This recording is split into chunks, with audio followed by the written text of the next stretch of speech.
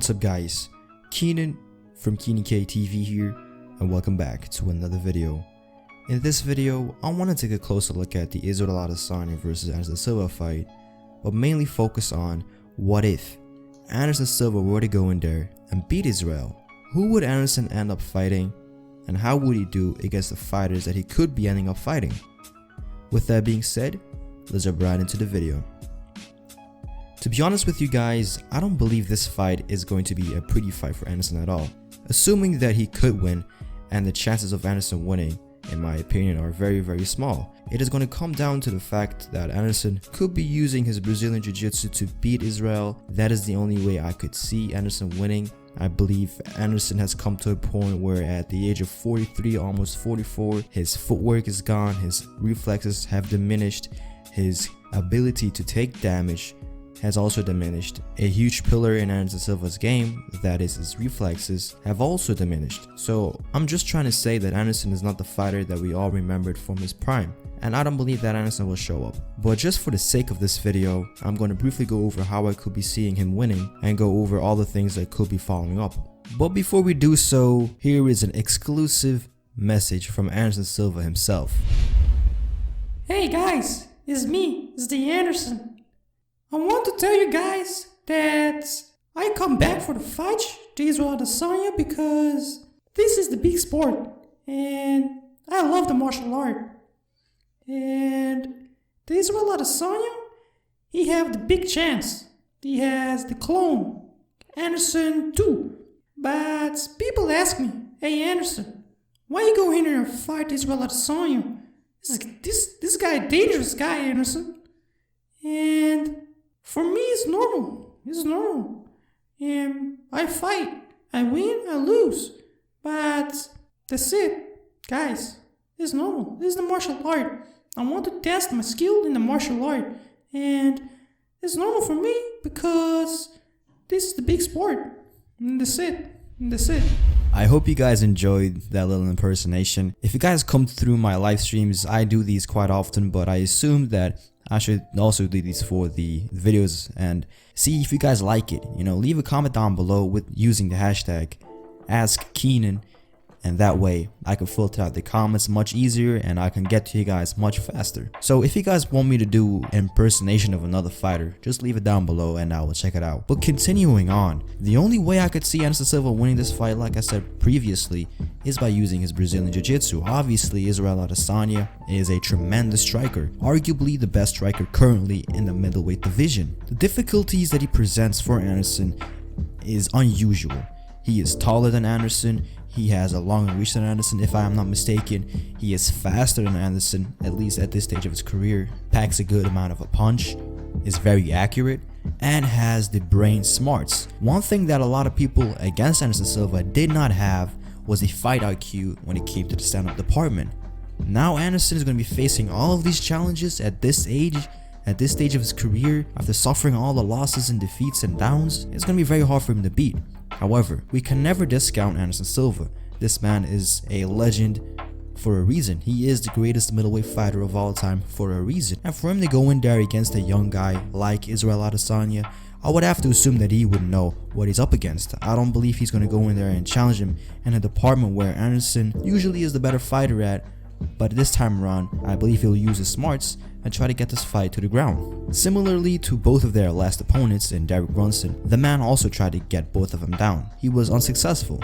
Now, obviously, the more dominant victory over Brunson came by Israel Adesanya, and I am not going to try to apply MMA math to this fight. Most of the time, MMA math does not work. However, one thing that we can assume is the fact that Derek Brunson is a fighter that was looking and was really desperate for a takedown on Israel Adesanya. This made Israel Adesanya's entire fight to defend against Derek Brunson's takedowns. He was prepared for that all night long. In other words, Derek Brunson did not mix it up. Anderson Silva, he can go in there and try to act like he might go in there and try to strike with Israel Adesanya, and before he knows, Anderson Silva is going to go in there, put a tight clinch on him, pressure him against the cage and try to get a takedown. As crazy as that may sound, that is the only way that I could see Anderson Silva getting a victory over Israel Adesanya. The longer the fight goes on, the more that Anderson Silva will slow down, and the better that Israel will get, and the more Israel will go in there and pick him apart and possibly knock him out cold with. That is really the fight that I see happening. Israel Adesanya going in there and knocking out Anderson Silva cold. But for me, Anderson is one of my favorite fighters of all time, and I really hope that does not happen. I think the best way for this fight to end is by a decision, but in the end, only time will tell.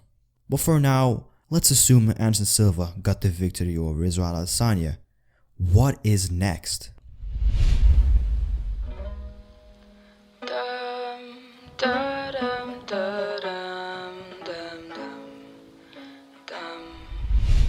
At this time of recording the video, Robert Whittaker and Kelvin Gastelum haven't fought yet, so I will make a case for both of the fighters. How would Anderson fare up against Robert Whittaker, the current reigning and defending middleweight champion?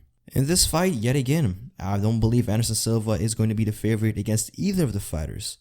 At this stage of Anderson's career, 44 years old, 43, he is not his old self. But looking at this stylistically, Anderson Silva has come to a point where he is a lot more flat-footed. Against Robert Whittaker, he will have to be a lot more dynamic and a lot more light on his feet. He will need to circle around Robert Whittaker and keep that distance. Apply a defensive-minded and outside strategy like Stephen Wonderboy Thompson was able to apply on Robert Whittaker. Pick him apart on the outside and beat him whenever he's going to overcommit and overextend and leave himself exposed. But in 2019 or 2020, whenever that fight may happen, Anderson Silva won't be able to apply that type of game plan.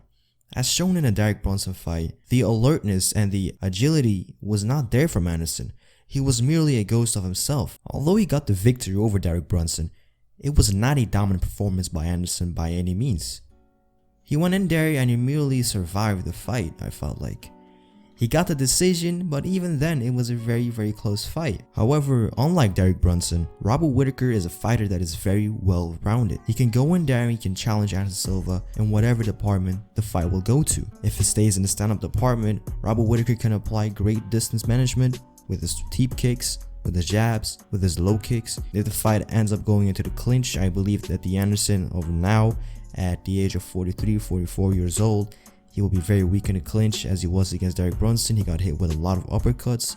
I believe in the clinch, Robert Whittaker will get the better of him and he will drive him to the ground. And then when it comes to the ground game, you really don't know how Anderson is going to be fighting on the floor. The last time we have seen Anderson on the floor was against Daniel Cormier, and he filled in at 2 days notice. He didn't even have a full training camp, and that was against Daniel Cormier, a higher level, superior wrestler that is also a damn near heavyweight. So for him to go in there against a fighter like that, I don't believe that is much for us to go off. So it will be interesting how he would be doing off of his back. Anderson was never really the strongest guy off of his back to begin with. He was very sneaky with setting up his submissions, and that really made him very dangerous on the floor, but he was never really prioritizing the grappling department in his game at all. That is why the likeliness for him to win this fight lies in the grappling department. That is just my opinion on how Anderson could get it done against Israel Adesanya, but against Robert Whittaker, a fighter that is a lot more experienced, seasoned, and a lot younger obviously, I don't believe that will work at all. So for him to go in there against Robert Whittaker, I don't believe that is going to be another good performance by him neither. He will go in there and get dominated.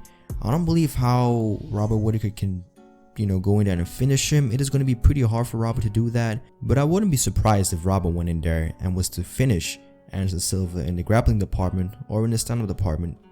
That would leave us with Kelvin Gastelum. Now the funny thing is, I've been calling Kelvin Gastelum the over the hill or washed up fighters beaters, right? He went in there and defeated Johnny Hendricks, Tim Kennedy, Vitor Belfort, Michael Bisping, and Henalo Salazar. So he went in there and fought all these kind of over the hill older fighters in the middleweight division and really put himself up there in a title contention. Now he's fighting for the title.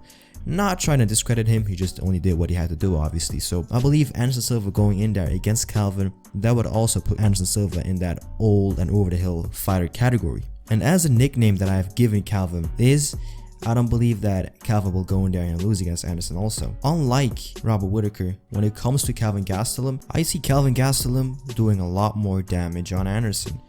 Kelvin has good power in his hands, has good fundamental boxing, can set up his punches well, and is also a pretty big guy for the division. Now, he's not the biggest fighters at 185.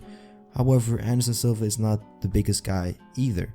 He's a lot more thinner when it comes to muscle mass, so I believe physically he will be also weaker, and also this will mean that it will play into Kelvin Gastelum's advantages. So whether it be on the floor or in the center department, a finish from Kelvin over Anderson Silva is pretty much guaranteed in my opinion. But in the end, this is what if Anderson goes in there and defeats Israel Adesanya. Now that is a very, very big if. Even if he goes through it, I don't believe he will go in there and defeat Robert Whittaker or Kelvin Gastelum. But to begin with, I don't even believe he's going to go in there and defeat Israel Adesanya. So it is really a big if, like I said, but we can only hope. For now, this is what if Anderson Silva defeats Israel, the last style bender, Adesanya. I lost myself inside of you, only to realize that I'd fall too. Now for the newest segment on the KENAN TV channel is the comments of the day. If you guys want me to reply to your comments, depending on how good the comment is, be sure to use the hashtag AskKenan in the comment section down below. That way your comment is nicely categorized and it's a lot more easier for me to go in there and reply to that in a video. But today's comment comes from Tough Man. He says, the problem with Anderson Silva, especially now that he's older, is that he depends too much on the counter. Because he has lost his speed and can't just pick his opponents apart like 8 years ago, he does this by acting stupid and hoping his opponents fall into this trap with an amateur attack. While that tactic works on guys like Bisping, I am afraid it won't against quick and precise strikers like Israel Adesanya. Unfortunately, the best outcome I see for Silva is a decision loss. Well, thank you for the comment, Tough Man. Very well analysis of the Anderson of right now. I believe similarly to Muhammad Ali, the man that is standing right behind me actually, the more that time passed, the more that the things that made Muhammad Ali great diminished. What made Muhammad Ali great? Footwork, speed, reflexes. A lot of these things are attached to his youth and him being in his physical prime. The more time that passed by, the less efficient and the less he could depend on those things. It showed, against Larry Holmes. He was taunting like Anderson Silva was doing against Michael Bisping, for example, right? He was just trying to hide those little things that he just couldn't do anymore. It showed against George Foreman, for example. He wasn't able to dance around the ring as he used to, like he did prior. A lot of similarities is just what I'm trying to point out. Similarly to that, I believe the same way Muhammad Ali went in there against Larry Holmes, I believe Anderson Silva will go in there against Israel Adesanya and just pass the torch to the next generation of fighters. This is just a fight game. Time goes on, people just get old, young guys come in, old guys go out. It is how it has always been this way, and I don't believe we can change much of that. It is just the way that nature is, and also the nature of this business. But with that being said, guys, hope you guys enjoyed. Be sure to comment with Ask Kenan if you guys want to be featured in the comment of the day. With that being said, I am Kenan from KENAN TV, signing off. Later.